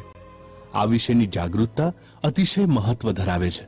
તો ચાલો આપણે આ પ્રોગ્રામની શરૂઆત થોડી પાયાની વાતોથી કરીએ. સલામતી પ્રત્યે આપણું વલણ ઈજાથી દૂર રહેવા માટે પહેલું પગલું છે. જો તમને જોખમકારક અને ખરેખર જોખમની જાણકારી હોય તો તમે સલામતી યોગ્ય વર્તન કરી પોતાનું અને બીજા લોકોનું રક્ષણ કરી શકો. તેથી એમ કહેવાય કે તમારું વલણ સલામતી કેન્દ્રિત છે. સલામતીલક્ષી વલણ આ શબ્દ ઘણીવાર વપરાય છે, પણ તેનો અર્થ એટલો જ છે કે સારું જજમેન્ટ અપનાવવું, સલામતીના નિયમો પાળવા અને કામ પૂરું કરવા ટૂંકા પણ જોખમી રસ્તા ન લેવા. સલામતીલક્ષી વર્તન એ તમારી સલામતી વલણનું દર્પણ છે, અને સલામત કર્મચારી બનવા માટે તમારે વધારે સમય, મહેનત કે બીજું કંઈ કરવાની જરૂર નથી. તમારે ફક્ત સારું જજમેન્ટ અપનાવવું અને તમારી કંપની દ્વારા સ્થાપેલા સલામતીના નિયમો પાળવા. હેન્ડ અને પાવર ટૂલ્સમાં પહેલો નિયમ એ છે કે એવા સાધનો વાપરવા જે સારા હોય, સર્વિસ કરેલા હોય. એ સાધનો તમારા હોય કે તમારી કંપની આપેલા હોય, સારા જ વાપરવા. બધા ટૂલ્સ અને સાધનો સારી રીતે સર્વિસ કરેલા હોવા જોઈએ. જ્યાં સુધી નુકસાન પામેલા સાધનો રિપેર કર્યા ના હોય અથવા બદલ્યા ના હોય ત્યાં સુધી એ સાધનો વાપરશો નહીં. તો ચાલો હવે આપણે નકલ સ્કીનર્સની થોડી વાતો કરીએ, જેને આપણે રેન્ચ પણ કહીએ છીએ. મોટે ભાગે બોલ્ટ અથવા નટ ફેરવતી વખતે રેન્ચના લપસી પડવાથી અકસ્માતો થાય છે. તમે જ્યારે કંઈક ફેરવતા હોવ ત્યારે ટેરવા અને આંગળીઓ ઘસડાઈ જાય અને નાની ઈજા થાય છે. જ્યારે તમારી રેન્ચથી કંઈક ફેરવતા હોવ ત્યારે રેન્ચ ખસી શકે છે. તેવી મનમાં તૈયારી રાખો જેથી ઈજા ન થાય. તમે જો તૈયાર હશો તો ઈજા ટાળી શકશો. જ્યારે લાંબા હાથવાળો રેન્ચ વાપરતા હો ત્યારે તમે એવી રીતે ઊભા રહો કે તમે પડી ન જાઓ. તૈયારી કરવી પડશે. બીજી તકેદારી એ રાખવાની કે રેન્ચ નટ અથવા બોલ્ટના મથાળે બરાબર ફિટ થતું હોય. જો ઢીલું હશે તો સાધનને નુકસાન થશે. મિલીમીટરનો રેન્ચ ઇંચના નટ અને બોલ્ટ માટે કદી ન વાપરો, અને ઇંચના નટ અને બોલ્ટ બને તો વાપરવા નહીં. કાર્ય માટે યોગ્ય ટૂલ્સ જ વાપરો. સલામતી નિયમો તોડવાની એક ખરાબમાં ખરાબ રીત હોય તો એ છે ચીટર બાર વાપરવું. ચીટર બાર એટલે એક પાઇપ જેવી વસ્તુ જે રેન્ચ પર અથવા ટૂલ સાથે લંબાઈ વધારવા માટે વપરાય છે. રેન્ચ અથવા ટૂલ હાથથી દબાણ કરવાની વપરાશ માટે હોય છે, અને તમે ચીટર બાર સાથે વાપરો ત્યારે ટૂલની સેફટી ડિઝાઇનની વિરુદ્ધ જાઓ છો. ચીટર બાર ન વાપરો. ઘણીવાર એવું બને છે કે જામ થયેલા નટ અથવા બોલ્ટ ખુલતા નથી. તે વખતે તમારે હેવી ડ્યુટી ટૂલ અથવા લુબ્રિકેટિંગ તેલ વાપરવું. સ્ટ્રાઇકિંગ ટૂલ એવી રીતે ડિઝાઇન થયેલા હોય છે કે હથોડી વડે ઠોકી શકાય અને કાર્ય કરી શકાય. જામ થયેલા બોલ્ટ અથવા નટને છૂટું પાડવા કોઈ ચીટર બાર અથવા બીજા જોખમી પગલાં ભરવાની જરૂર નથી. સોકેટ રેન્ચ 3 પ્રકારના હોય છે: હેન્ડ સોકેટ્સ, પાવર સોકેટ્સ અને ઇમ્પેક્ટ સોકેટ્સ. અલગ અલગ સાઇઝના સોકેટ અને રેન્ચ કદી ભેગા ન કરો. ઇમ્પેક્ટ રેન્ચ માટે હેન્ડ સોકેટ ન વાપરો. દરેક પ્રકાર એક ચોક્કસ રેન્ચ માટે બનાવેલા છે, અને તમે જો ખોટા સોકેટ વાપરો તો તમે સોકેટ અથવા રેન્ચને નુકસાન પહોંચાડો છો. તમે જો ઇમ્પેક્ટ રેન્ચ વાપરતા હો તો તે કાર્ય માટે બનેલ ઇમ્પેક્ટ સોકેટ વાપરતા રેન્ચ વાપરો. એડજસ્ટેબલ રેન્ચ ઘણા જુદા જુદા કામ કરી શકે છે અને ઘણા પ્રકારના કાર્યો માટે ડિઝાઇન થયેલા હોય છે. ઈજા થવાના મુખ્ય કારણોમાં એક છે નુકસાન પામેલા એડજસ્ટેડ રેન્ચ વાપરવા. જ્યારે વપરાશના કારણે તેના દાંતા ઘસાઈ જાય અથવા માથાનો ભાગ ગોળ થઈ જાય ત્યારે આ ટૂલ વાપરવું અસુરક્ષિત છે. આવા ટૂલને બદલે સર્વિસ કરેલા સારા ટૂલ વાપરો. આ એકદમ સરળ ઉપાય લાગતો હશે અને તે ચોક્કસ છે જ, પણ ઘસાયેલા એડજસ્ટેબલ રેન્ચને બદલવા જ પડે. આ જ નિયમ બેન્ચ પર લગાવેલ વાઇસને લાગુ પડે. જ્યારે તેના જડબા ઘસાઈ જાય ત્યારે આખું ટૂલ બદલવાની જરૂર નથી, ફક્ત ઘસાયેલ જડબા બદલો. બીજી વાત એ છે કે તમે ખાતરી કરો કે ટેબલ સાથે અથવા બેન્ચ સાથે વાઇસ બરાબર ફિટ કરેલા હોય. પાવર ટૂલ અને સાધનોને ખાસ ધ્યાન આપવું પડે કારણ કે તેનાથી થનારી ઈજા ગંભીર હોય છે. પાવર ટૂલ્સ વાપરવામાં ભૂલો બિલકુલ ન થવી જોઈએ. તમે પાવર ટૂલ્સ વાપરો તે પહેલા તેને ચકાસી જુઓ કે તે સારી હાલતમાં છે અને તેમાં કોઈ ખામી અથવા સલામતી માટે જોખમ નથી. જો તમે પાવર સાધનો જોડે કાપવાની બ્લેડ અથવા એટેચમેન્ટ વાપરો તો ખાતરી કરી લો કે તે જ છે અને સારી હાલતમાં છે. બુઠ્ઠી બ્લેડ અથવા બીટ્સ તમે જે વસ્તુ કાપતા હો તેને નુકસાન કરે છે અને તમને પણ ઈજા પહોંચાડી શકે છે. બધા સાધનો બરાબર ચાલે છે તેની ખાતરી કરો. ઇલેક્ટ્રિકલ ટૂલ્સમાં એક સલામતી વ્યવસ્થા હોય છે જે વાપરનારને વીજ શોકથી બચાવે છે. આને ગ્રાઉન્ડિંગ કહેવાય છે અથવા ડબલ ઇન્સ્યુલેશન કહેવાય છે. આપણે ગ્રાઉન્ડિંગ વિશે વાત કરીએ કારણ કે તે સૌથી વધારે સુરક્ષા આપે છે. ગ્રાઉન્ડિંગનો અર્થ છે કે એક ત્રીજો વાયર જે ત્રીજા છેડામાં પસાર થાય છે. સામે પાવરના સ્ત્રોતમાં વાયર અથવા કનેક્શન હોય છે જે જમીનમાં જાય છે. જો ઇલેક્ટ્રિકલ શોક લાગે કારણ કે ટૂલ્સમાં ખરાબી હોય તો ઇલેક્ટ્રિસિટી જમીનમાં વહે છે, નહીં કે તમારા શરીરમાં.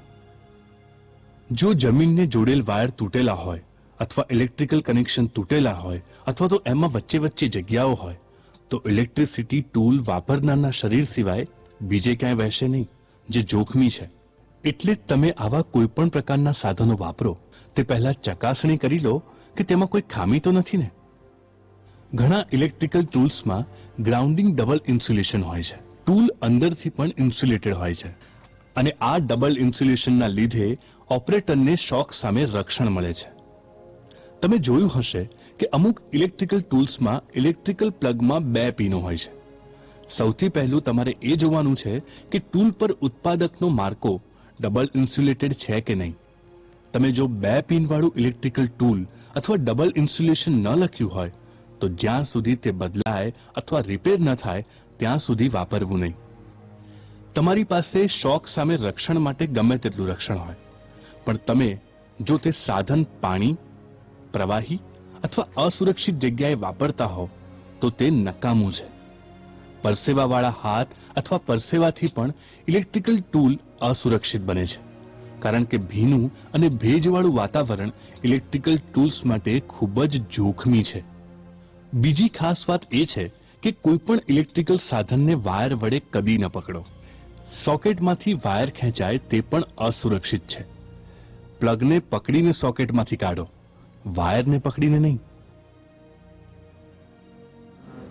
જ્યારે ઇલેક્ટ્રિકલ સાધનો વાપરો ત્યારે હંમેશા પ્લગ, વાયર, કેબલ અને જોડાણવાળું હાર્ડવેર ચકાસો જેથી તેમાં કોઈ કપાયેલું, નુકસાન પામેલું, ક્રેકવાળું અથવા અંદરના વાયર ખુલ્લા ના હોય. ઇલેક્ટ્રિસિટી સાથે કદી રમત ન કરો. તમારા સાધનો સાથે કોઈ મોકો ના લો. જો તે અસુરક્ષિત હોય તો તે ન જ વાપરો. તમે બધાએ ઇલેક્ટ્રિકલ પોઇન્ટો વધારવા પ્લગ બોર્ડ જેમાં વધારે પ્લગ હોય તે વાપર્યા હશે. તમે જ્યારે આ વાપરો ત્યારે તેને જે જગ્યાએ જોડો તેની ડિઝાઇન અતિશય અગત્યની છે. તમે જો વધારે કરંટ અથવા એમ્પિયર વાપરો ત્યારે સર્કિટ બ્રેકર વાપરો. ટ્રીપ થાય ત્યાં સુધી વાંધો નથી, પણ તેથી વધારે ખરાબ છે સર્કિટનો ઓવરલોડ અને આગ લાગવાની સંભાવના. બીજું સેફટી ફેક્ટર એ છે કે સારા પ્લગ બોર્ડ જ વાપરો. અહીં બતાવ્યા પ્રમાણેના 3 પિનવાળા એડપ્ટર વાપરવા. આમાં પ્લગ માટે 3 પિન છે પણ સામે 2 જ છે. અહીં હકીકત એ છે કે જ્યાં મળે ત્યાં ગ્રાઉન્ડ કનેક્શન સાથે ત્રીજા વાયરને જોડો જે સિસ્ટમને ગ્રાઉન્ડ કરશે. 2 પિનવાળા પ્લગ ખૂબ જ અસુરક્ષિત છે અને ઔદ્યોગિક વાતાવરણમાં કદી વાપરવા નહીં. ખરી રીતે તો ઘરે પણ તે વાપરવા ન જ જોઈએ. સારું, તો હવે આપણે થોડા પાયાના નિયમો પુનરાવર્તન કરીએ. પહેલી વાત છે પાવર ડ્રીલ વિશે. બધા ડ્રીલ પાના ધારદાર હોય તો ડ્રિલિંગ સુરક્ષિત છે. બુઠ્ઠા પાના મટીરિયલને નુકસાન કરે અથવા સિરિયસ ઈજા પહોંચાડે. ખાતરી કરો કે ડ્રીલ પાના ધારવાળા છે અને સારી હાલતમાં છે. ડ્રીલ કરતી વખતે વધારે ફોર્સ ન વાપરો. કાર્ય કરવા માટે તમને જો મોટા ડ્રીલ અથવા બીજા કશાની જરૂર પડે તો તે વાપરો, પણ ડ્રીલ પાના સાથે વધુ પડતી તાકાત ક્યારેય વાપરવી જોઈએ નહીં. તમે જ્યારે ડ્રીલ ચક્રમાં ડ્રીલ પાનું ફિટ કરો ત્યારે ખાતરી કરો કે તે બરાબર ફિટ થયું છે કે નહીં. તે માટે સાચું ડ્રીલ ચક્ર પાનું વાપરો. જો તમે ડિસમિસ અથવા કામચલાઉ ડ્રીલ ચક્ર વાપરશો તો તમે આપત્તિને આમંત્રણ આપો છો. હેન્ડ કટર મશીન વાપરતી વખતે ધ્યાન રાખો કે તેનું ગાર્ડ તેની જગ્યાએ છે અને બરાબર કામ કરે છે. ગાર્ડ ક્યારેય કાઢશો નહીં અથવા બાંધશો નહીં. મિકેનિકલ ગાર્ડ તમારી સુરક્ષા માટે છે.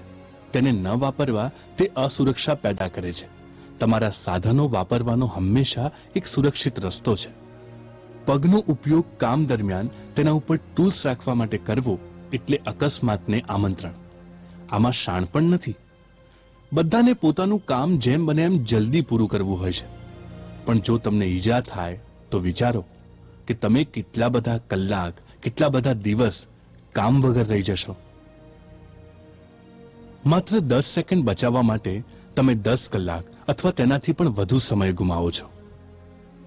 તમારી સંસ્થામાં સેફટીના નિયમો અને સાધનો હશે, પણ જો તમારું વલણ બેદરકારી ભર્યું રાખશો તો તમે મુસીબત તરફ જઈ રહ્યા છો. કાર્ય દરમિયાન થનાર જોખમોને જાણો, જેવા કે તીક્ષ્ણ ધાર, નીચે પડતી વસ્તુઓ, અતિશય ઠંડી અથવા ગરમી, રસાયણો, સળગે તેવા પદાર્થો અને ઇલેક્ટ્રિસિટી. દરેક કાર્ય કરતા પહેલા વિચારો અને જાણો કે તમારે શું કરવાનું છે. સેફટી નિયમોનું પાલન કરો. તમને પહેલા કદી ઈજા ન થઈ હોય, પણ જો ઈજા થાય, ભલે ને તે એકદમ નાની હોય, તો પણ તમારા સુપરવાઇઝરને જણાવો.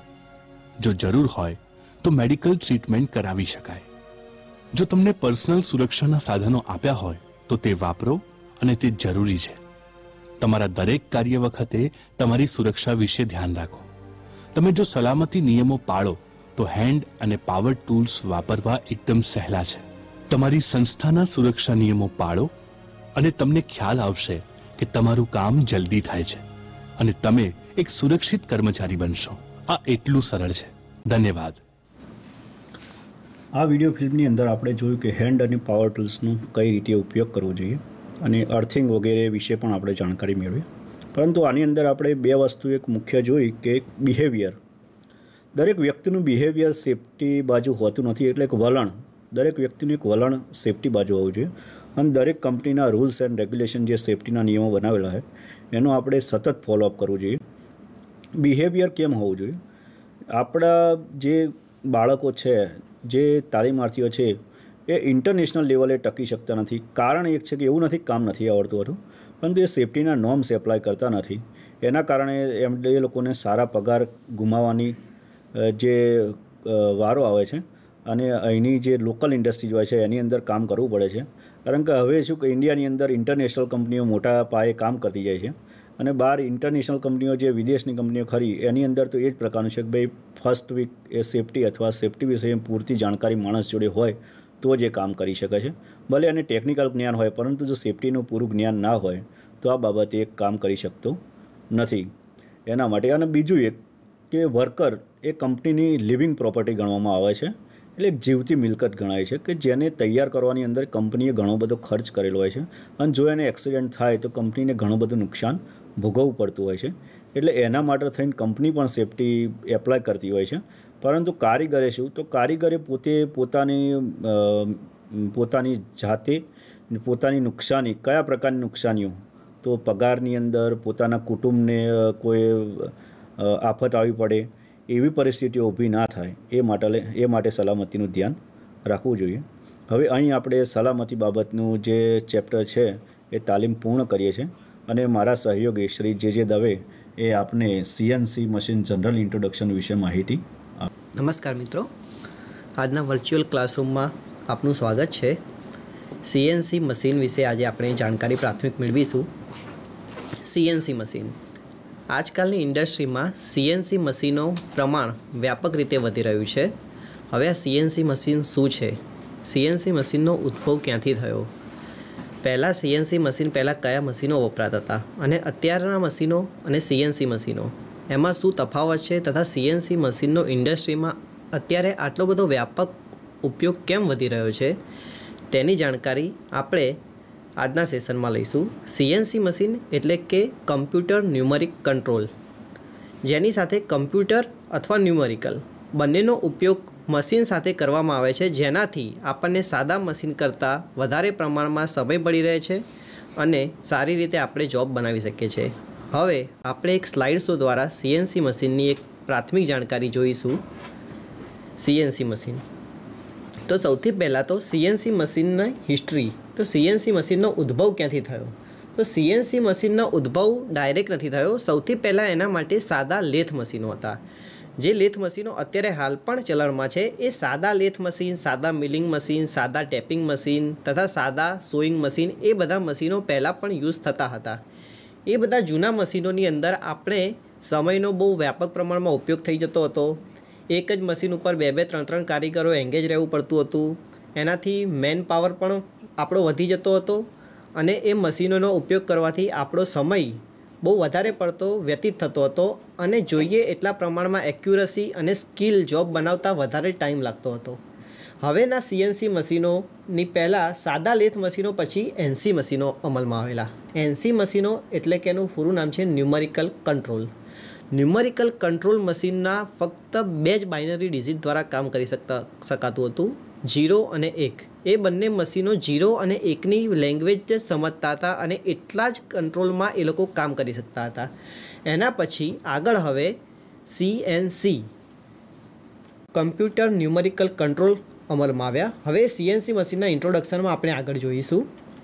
તો સીએનસી લેથ એ એક જાતનું સાદા લેથનું જ વર્સેટાઇલ એક ઉદાહરણ છે, જેનાથી આપણને high productivity, quality, flexibility, reliability એ બધું આપણે આની અંદર જોઈ શકીએ છીએ. હવે સાદા મશીનો અને લેથ મશીનો વચ્ચે શું તફાવત છે કે સાદા મશીનો કરતાં અત્યારે હાલના જે સીએનસી મશીનો છે એની પ્રોડક્ટિવિટી કેમ વધારે છે?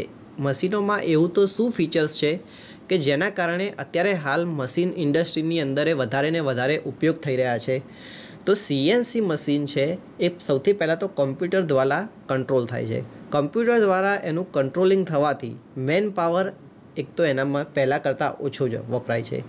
બીજું કે સીએનસી મશીનની અંદર પ્રોગ્રામ એ કમ્પ્યુટર જાતે બનાવી શકીએ છીએ આપણે. એનાથી શું થાય છે કે આપણે સૌથી પહેલાં કોમ્પ્યુટર ઉપર આપણે જે ડિઝાઇન બનાવવાની છે, આપણે જે વસ્તુનું પ્રોડક્શન કરવાનું છે એ સૌથી પહેલાં આપણે કોમ્પ્યુટર ઉપર તૈયાર કરી લઈએ છીએ.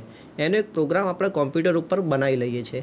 એ કોમ્પ્યુટર ઉપર આખો પ્રોગ્રામ સીએનસીનો બની ગયા પછી મશીન ઉપર એનું સિમ્યુલેશન ચેક થાય છે. મશીન ઉપર સિમ્યુલેશન ચેક થાય છે એટલે કે આપણે જે જોબ બનાવવાનો છે એની એક્યુરસી છે, એના ડાયમેન્શન છે, એની સેફ્ટી છે અને એ મશીનનું જોબ કેવું છે એ સ્ટ્રક્ચર આખું આપણે સિમ્યુલેશન પહેલાં દ્વારા જોઈ લઈએ છીએ. અને સિમ્યુલેશન એકવાર જોઈ લીધા પછી જ એ મશીનની અંદર એ જોબનો અમલ થાય છે. એટલે કે મશીનનો એ જોબમાં પછી અમલ થવાથી એક તો એની અંદર રિસ્ક ફેક્ટર આપણું ઘટી જાય છે, આપણો ટાઈમ એટલો ઓછો વ્યતીત થાય છે અને ટાઈમ બીજો ઓછો વ્યતીત થવાના કારણે આપણે વધુના વધુ પ્રમાણમાં જોબ બનાવી શકીએ છીએ. પ્રોગ્રામિંગ તો એની અંદર બાય ડાયરેક્શનલ ટરેટના કારણે શું થાય છે કે પહેલાં આપણે મશીનની અંદર ટૂલ નાખવા માટે જેટલા જોબની અંદર ટૂલનો યુઝ કરવાનો તો વારાફરતી એક પછી એક ટૂલનો ઉપયોગ કરવો પડતો હતો. મતલબ કે એક ટૂલ કાઢી અને પછી બીજું ટૂલ નાખવું પડતું હતું, બીજું ટૂલનું પછી એનું દરેકનું અલગ સેટિંગ કરવું પડતું હતું. એ સેટિંગ કરવામાં ઘણો ટાઈમ જતો હતો. પણ આ જે સાદા સીએનસી લેથ મશીનો હતા એની વાત છે. હવેના જે લેથ મશીનો છે સીએનસી, એની અંદર 8 ટૂલ, 10 ટૂલ, 12 ટૂલ, 20 ટૂલ એટલા પ્રમાણમાં આપણે ટૂલ અંદર ઉમેરી શકીએ છીએ. મતલબ કે એક જ મશીનની અંદર 20 ટૂલનું એક ટરેટ અથવા તો એને એટીસી કહેવાય છે, ઓટોમેટિક ટૂલ ચેન્જર. બરાબર છે? એ ઓટોમેટિક ટૂલ ચેન્જર 20 મશીનનું, 20 ટૂલનું, 22 ટૂલનું એટલે સુધી આવી જાય છે. એટલે કે આપણે વારાફરતી એની અંદર ટૂલ બદલવાની જરૂરત રહેતી નથી. સાદા જી કોડ અને એમ કોડ દ્વારા એની અંદરથી એ ટૂલ જે જોઈએ ત્યારે આપણે વપરાશમાં લાવી શકીએ છીએ. સીએનસી મશીન એડવાન્ટેજીસ અને ડિસએડવાન્ટેજીસ. ઓકે, એડવાન્ટેજીસ તો શું છે એના? તો સૌથી પહેલાં છે હાઈ રિપીટેબિલિટી એન્ડ પ્રિસિઝન. હાઈ રિપીટેબિલિટી મતલબ કે એકનો એક જ જોબ આપણે વારે ઘડીએ બનાવવો છે તો એના માટે ખાસ કોઈ પ્રકારના ટૂલ ચેન્જીસ, કોઈ પણ પ્રકારનું એના માટેનું જોબ માર્કિંગ, ડિસ્પ્લે માર્કિંગ એ બધું વારાફરતી કરવાની જરૂર નથી રહેતી. જોબ બનાવતા પહેલાંની એની શરૂઆતની પ્રોસેસ તમે એકવાર કમ્પ્લીટ કરી લો છો. એકવાર એ પ્રોસેસ કમ્પ્લીટ થઈ ગયા પછી માસ પ્રોડક્શન કરવું હોય ત્યારે એના અંદર ફરી તમે એકનું એક વસ્તુ રિપીટ કરીને તમારો ટાઈમ બતાવી શકો છો અને એનું પ્રિસિઝન મેકિંગ એ કોમ્પ્યુટર દ્વારા કંટ્રોલ થવાથી એની એક્યુરસી એ તમને હાઈ મળી શકે છે. Complex control surface needed two machine turbine. Flexibility in job change. મેં કહ્યું એ પ્રમાણે કે ટૂલ ચેન્જર દ્વારા તમે જોબ સરળતાથી ચેન્જ કરી શકો છો. Automatic tool setting. Automatic tool setting more safe, high productivity. More safe કઈ રીતે છે? તો આની અંદર સેફટી માટે 2-3 વધારાના સાદા લેથ મશીન કરતાં વધારાના ફીચર્સ આવેલા છે. સૌથી પહેલું છે ઇમરજન્સી સ્વિચ. તો સીએનસી મશીનના ઇમરજન્સી સ્વિચ છે એ મશીનના ઉપર જ આગળ જ પ્રોવાઈડ કરેલી છે. તો તમને જ્યારે પણ મશીનની અંદર કોઈપણ પ્રકારનો ખતરો, ભય લાગે અથવા તો મશીન તમે બતાવો છો એ ડાયરેક્શન કરતાં થોડુંક ચેન્જ થઈ રહ્યું છે તો એ તરત ઇમરજન્સી સ્વિચ દબાવીને મશીનની બધી જ પ્રોડક્શન તમે એ તેટ ટાઈમ સ્ટોપ કરી શકો છો. બીજું આવે છે ઓટો ડોર લોક સિસ્ટમ. મતલબ કે જ્યારે પણ મશીન ચાલતું હોય ત્યારે તેમાં તમે ઓટો ડોર લોક કરી શકો છો. મતલબ કે તમે એકવાર ડોર લોક કરી દો પછી મશીન જ્યાં સુધી બંધ નહીં થાય ત્યાં સુધી એ લોક તમે જાતે ઓપન કરી શકતા નથી, જેનાથી તમે તમારી જાતને સેફ રાખી શકો છો. Less paper work. Paper work આની અંદર લેસ થઈ જાય છે કારણ કે આનો જે પ્રોગ્રામ બનાવવાનો છે એ બધો તમે મશીનની અંદર કોમ્પ્યુટર દ્વારા બનાવી શકો છો. નેક્સ્ટ.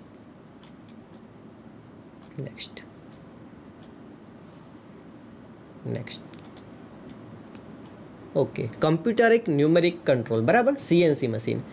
સીએનસી મશીનની અંદર શરૂઆતની અંદર 2 પ્રોગ્રામ કી આવે છે. એક છે પ્રોગ્રામ કી અને બીજી છે મશીન કી. પ્રોગ્રામ કી. તો પ્રોગ્રામ કીઝ એ એક મશીન કોમ્પ્યુટરાઇઝ સ્ક્રીન જેવું મશીન છે જેની અંદર તમે મશીનના જુદા જુદા પ્રોગ્રામ બનાવી શકો છો. હવે આપણને થાય પ્રોગ્રામ એટલે શું? તો જેમ મશીનની અંદર અલગ અલગ કોમ્પ્યુટરની અંદર અલગ અલગ પ્રકારની લેંગ્વેજ આવે છે, C language, C++ language, Java language, એ જ રીતે આ સીએનસી મશીનની અંદર પણ અલગ અલગ પ્રકારની લેંગ્વેજ આવે છે જેની અંદર છે સિન્યુમેરિક છે, ફાનુક છે, સિન્યુટ્રેન છે, હાસ છે, એવી અલગ અલગ પ્રકારની પ્રોગ્રામિંગ લેંગ્વેજ આવે છે. એ પ્રોગ્રામિંગ લેંગ્વેજ દ્વારા તમે સૌથી પહેલાં મશીનિંગ કરતાં પહેલાં જે પણ પ્રકારનો જોબ બનાવવાનો હોય છે એને તમે કોમ્પ્યુટરના ઓટોકેડ દ્વારા, માસ્ટરકેમ દ્વારા, ડેલકેમ દ્વારા તમે સૌથી પહેલાં એનું ડિઝાઇન તૈયાર કરી શકો છો. મશીનની એકવાર ડિઝાઇન તૈયાર થઈ જાય પછી તમે એ પ્રોગ્રામ નાખ્યા દ્વારા એની અંદર પ્રોગ્રામ બનાવી શકો છો મશીનનો. એ મશીનનો પ્રોગ્રામ તમે બનાવો, એ પ્રોગ્રામ તમે ડાયરેક્ટ સિમ્પલી તમારી પેનડ્રાઈવ છે અથવા ડેટા કેબલ છે એને તમારા કોમ્પ્યુટર જોડે જોઈન્ટ કરીને તમે એ જ પ્રોગ્રામ તમારા મશીનમાં રન કરી શકો છો. મશીનમાં રન કરીને સૌથી પહેલાં તમે મશીનમાં એનું સિમ્યુલેશન જોઈ શકો છો. સિમ્યુલેશન જોઈને તમે સૌથી પહેલાં તમને પરફેક્ટ ખબર પડી જશે કે તમે જે પ્રોગ્રામ બનાવ્યો છે એ તમારે જે જોબ બનાવવાનો છે એના માટે યોગ્ય છે કે નહીં. જો યોગ્ય નહીં હોય તો તમે ફરી પાછા તમારા કોમ્પ્યુટરમાં પ્રોગ્રામ દ્વારા તમે એની અંદર જેટલો જરૂરી જોઈતો છે એ તમે ચેન્જ કરી શકો છો. મશીનની અંદર તમારે ટૂલ ચેન્જથી માંડીને તમારા ડાયમેન્શન છે, કેટલી ઇન્સર્ટ વાપરવી છે, શું છે, એ બધું જ તમે પ્રોગ્રામની અંદર જાતે ડિસાઇડ કરીને આપી શકશો કે આ ટૂલ વાપરવાથી એની અંદર કેટલા ડાયમેન્શનનો ફરક પડી શકે છે. 3 mm ટૂલ વાપરો તો કેટલો ફરક પડી શકે છે, 4 mm ટૂલ વાપરો તો કેટલો ફરક પડી શકે છે.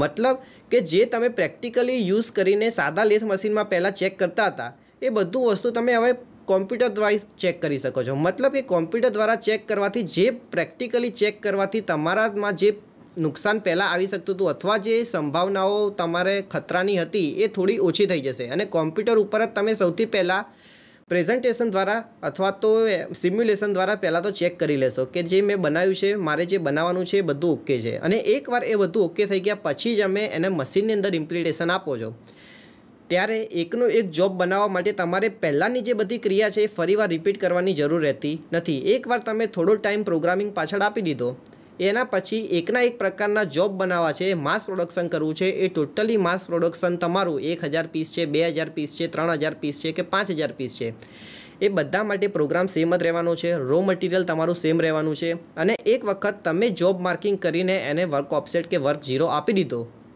તો એના પછી તમારે બીજી વાર ફરીવાર જોબ માર્કિંગ કરવાની પણ જરૂર રહેતી નથી. હવે સીએનસી મશીનમાં એક આપણે જોબ બનાવો છે, તો મેં તમને હાલ કીધું જોબ વર્કપીસ 0 અથવા જોબ 0.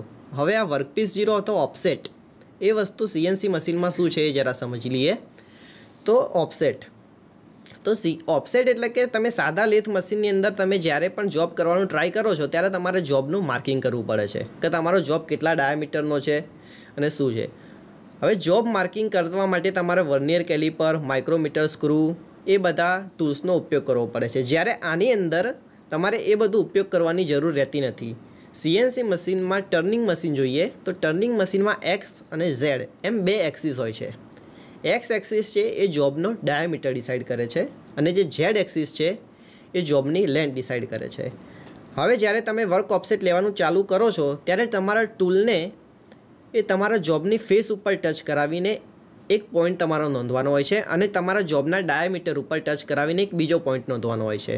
એટલે એકવાર તમે જોબની ફેસ અને જોબના ડાયામીટર બંને ઉપર ટચ કરાવીને એક પોઈન્ટ તમારા કોમ્પ્યુટર અથવા જે સોફ્ટવેર છે એની અંદર તમે એક વખત નાખી દીધો છો એટલે કોમ્પ્યુટર્સ ઓટોમેટિકલી એની અંદર તમારા જોબનું ડાયામીટર અને તમારા જોબનું લેન્થ એ બંને શું છે એ કન્સિડર કરી લે છે.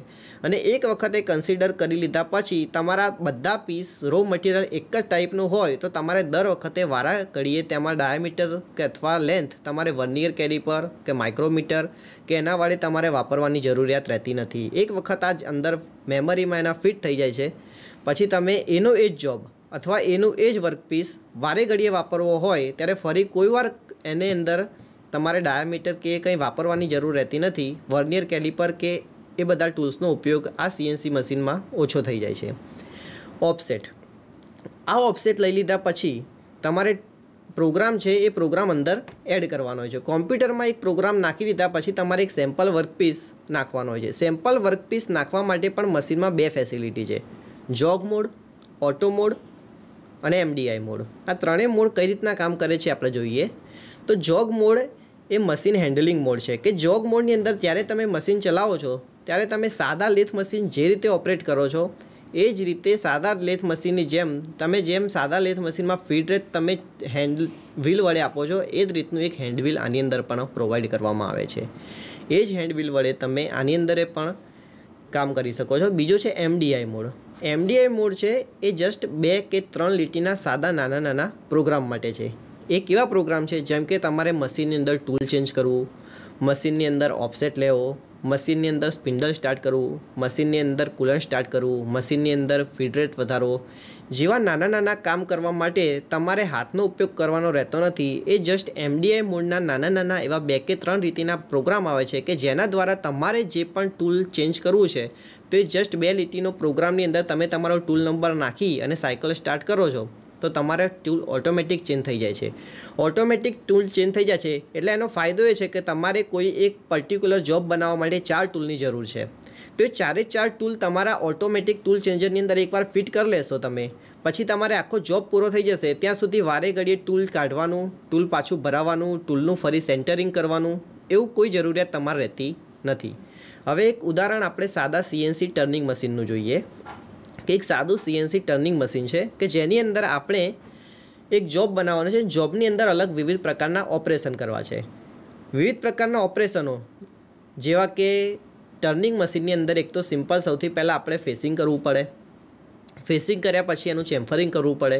ચેમ્ફરિંગ કર્યા પછી એનો સ્ટેપ ટર્નિંગ પછી ટેપર ટર્નિંગ પછી રેડિયસ ટર્નિંગ. આટલા આપણા ઓપરેશનો છે. આટલા ઓપરેશનો સીએનસી મશીનમાં કરવા અને સાદા મશીનમાં કરવા એ બંને વચ્ચે શું તફાવત છે જરા આપણે જોઈએ. જ્યારે સાદા મશીન વડે તમે એક જોબ બનાવવાનો ટ્રાય કરો છો ત્યારે સૌથી પહેલાં તમારે જોબનો ડાયામીટર અને જોબનું એ વર્નિયર કેલિપર અથવા માઇક્રોમીટર સ્ક્રૂ વડે તમે મેઝર કરશો, એનું જોબ માર્કિંગ કરશો. જોબ માર્કિંગ કર્યા પછી તમે એનું સેન્ટરિંગ કરશો. સેન્ટરિંગ કર્યા પછી તમે રફ કટ મારશો પછી એનું તમે ટૂલ ચેન્જ કરશો. ટૂલ ચેન્જ કરીને તમે એનું ચેમ્ફરિંગ કરશો. ચેમ્ફરિંગ કર્યા પછી તમે ફરી ટૂલ ચેન્જ કરશો. એના પછી તમે turning tool લગાવશો.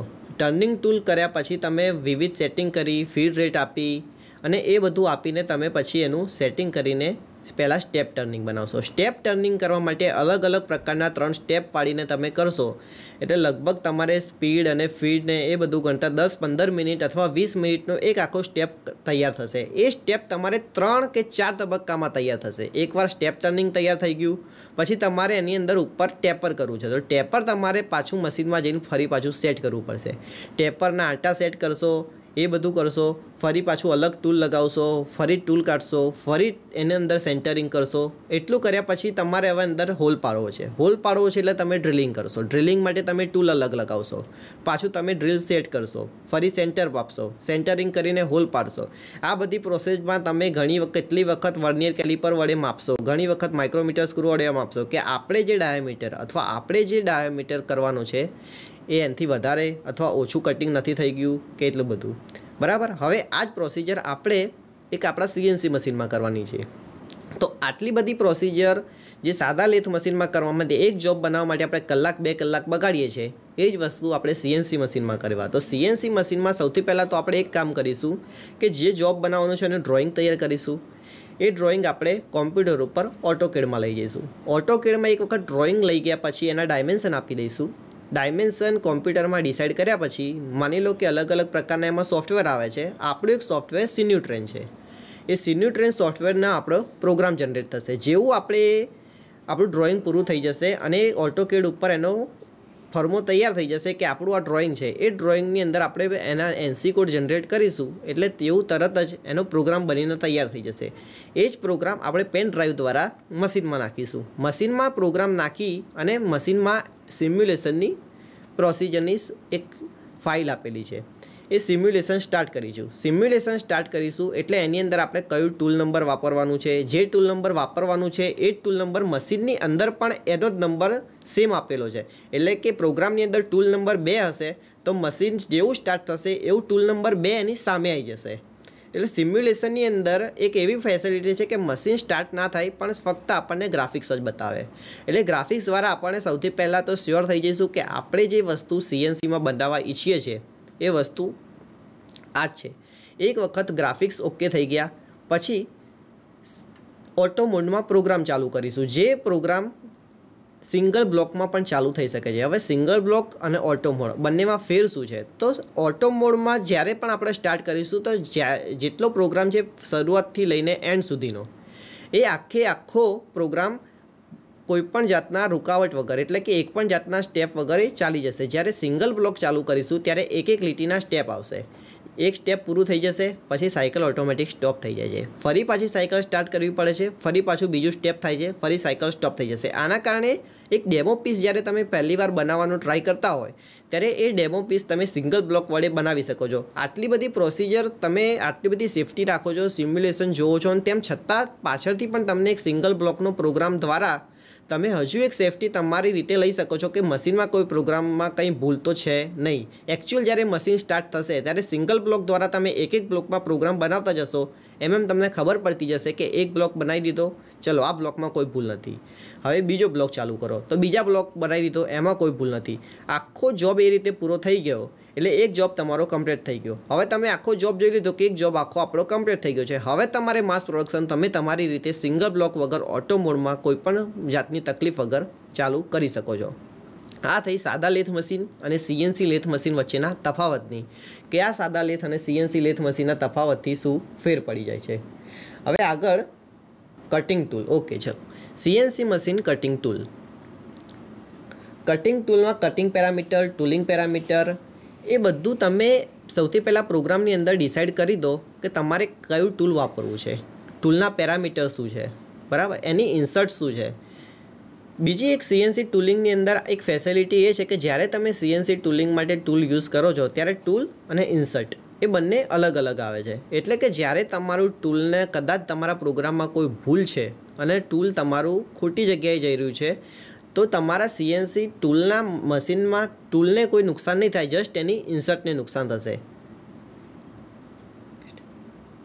Okay, CNC cutting tool material: uncoated hard material, coated hard material, cement, ceramic cutting material, polystyrene coating material. આ બધા જે અલગ અલગ પ્રકારના મટીરિયલો છે એ અલગ અલગ પ્રકારનું જે રો મટીરિયલ છે એના પ્રમાણે બેઝિક સ્ટાન્ડર્ડાઇઝ કરેલું હોય છે. નેક્સ્ટ એક વાત સીએનસી મશીનની અંદર સીએનસીના અલગ અલગ પ્રકારના મશીનો છે, જેમાં સીએનસી ટર્નિંગ સિવાય સીએનસી મિલિંગ છે, વીએમસી છે, એચએમસી છે. હવે વીએમસી અને એચએમસી એ બંને મશીન શું છે એના વિશે જરા સમજી લઈએ. તો વીએમસી મતલબ વર્ટિકલ મશીનિંગ સેન્ટર અને એચએમસી મતલબ હોરિઝોન્ટલ મશીનિંગ સેન્ટર. જે સીએનસી સાદા ટર્નિંગ મશીનો હતા એની અંદર બે જ એક્સિસમાં કામ કરતું હતું મશીન, એક્સ એક્સિસ અને ઝેડ એક્સિસ. જ્યારે એચએમસી અને વીએમસી એ બંને મશીનો છે એમાં 3 એક્સિસમાં કામ કરે છે, એક્સ એક્સિસ, વાય એક્સિસ અને ઝેડ એક્સિસ. 4 એક્સિસ, 5 એક્સિસ એ પણ મશીનો અત્યારે હાલ લેટેસ્ટમાં યુઝ થઈ રહ્યા છે. હવે વીએમસી વર્ટિકલ મશીનિંગ સેન્ટર એ મિલિંગ મશીનની અંદરના પેરામીટરમાં એક વસ્તુ ઉમેર્યું છે, એટીસી. એટીસી છે automatic tool changer. Automatic tool changer એ મિલિંગ મશીનમાં અલગ અલગ પ્રકારના ઓપરેશન કરવા હોય, જેમ કે મિલિંગ મશીનમાં કટર છે, ફેસ મિલ કટર છે, અલગ અલગ ડાયામીટરની કટર છે, ડ્રિલિંગ ટૂલ છે, ટેપિંગ ટૂલ છે. એ બધા ટૂલ એક જ મશીનમાં એકસાથે ફિટ કરવા હોય તો અલગ અલગ પ્રકારના એટીસીમાં ફિટ કરી શકે છે. એટીસીના પણ અલગ અલગ પ્રકાર છે. એટીસી ચેન ટાઈપ છે, ડ્રમ ટાઈપ છે, અમ્બ્રેલા ટાઈપ છે. એ બધા પ્રકારના એટીસીની અંદર આપણે અલગ અલગ પ્રકારના ટૂલનો યુઝ કરી શકીએ છીએ. તો સીએનસી મશીનમાં વર્ક કરવા માટે બે એક્સિસ આપેલી છે, એક્સ એક્સિસ અને ઝેડ એક્સિસ. એક્સ એક્સિસ છે એ જોબનો ડાયામીટર છે, જ્યારે ઝેડ એક્સિસ છે એ જોબની લેન્થ છે. એની અંદર ઓફસેટ કઈ રીતે લેવા એ બધું તો મેં તમને અત્યારે હમણાં આગળના સેશનમાં આપણે જોઈ લીધું. હવે સીએનસી મશીનમાં જોબ બનાવવા માટેની બીજી ઘણી બધી મેથડો છે, જેમ કે સીએનસી મશીન તમે જ્યારે યુઝ કરી રહ્યા છો, સીએનસી મશીન જ્યારે આપણે યુઝ કરી રહ્યા છીએ ત્યારે સીએનસી મશીનની અંદર એક હાઇડ્રોલિક અને ન્યુમેટિક સિસ્ટમ આવે છે. હાઇડ્રોલિક સિસ્ટમ મતલબ કે hydraulic oil, pneumatic oil. Hydraulic oil અને ન્યુમેટિક કમ્પ્રેસર. હાઇડ્રોલિક ઓઇલની અંદર આપણે જ્યારે મશીન યુઝ કરતા હોય ત્યારે એની અંદર કોઈપણ પ્રકારના જે પહેલાંના મશીનો હતા એની અંદર આપણે જ્યારે કામ કરતી વખતે કોઈપણ પ્રકારની તકેદારી રાખતા નહોતા, કારણ કે એની અંદર એવી કોઈ સિસ્ટમ હતી નહીં. અત્યારે હાલ આપણે એની અંદર ઇમરજન્સીમાં મશીન બંધ કરવું, અથવા તો એ સિવાય જ્યારે હાઇડ્રોલિકનું પ્રેશર ડાયરેક્ટ તમે સ્ટોપ કરી દો છો, ચકને તમારે મૂવમેન્ટ આપવી છે, ક્લોઝ કરવો છે, પ્રેશર આપવું છે, એ બધું એની હાઇડ્રોલિક મૂવમેન્ટ દ્વારા કંટ્રોલ કરી શકો છો. સીએનસી મશીન વિશેની આટલી પ્રાથમિક જાણકારી આપણે અત્યારે હાલના સેશનમાં જોઈ, અને આ સાથે હું મારું લેક્ચર અહીંયા સમાપ્ત કરું છું. Thank you. આભાર.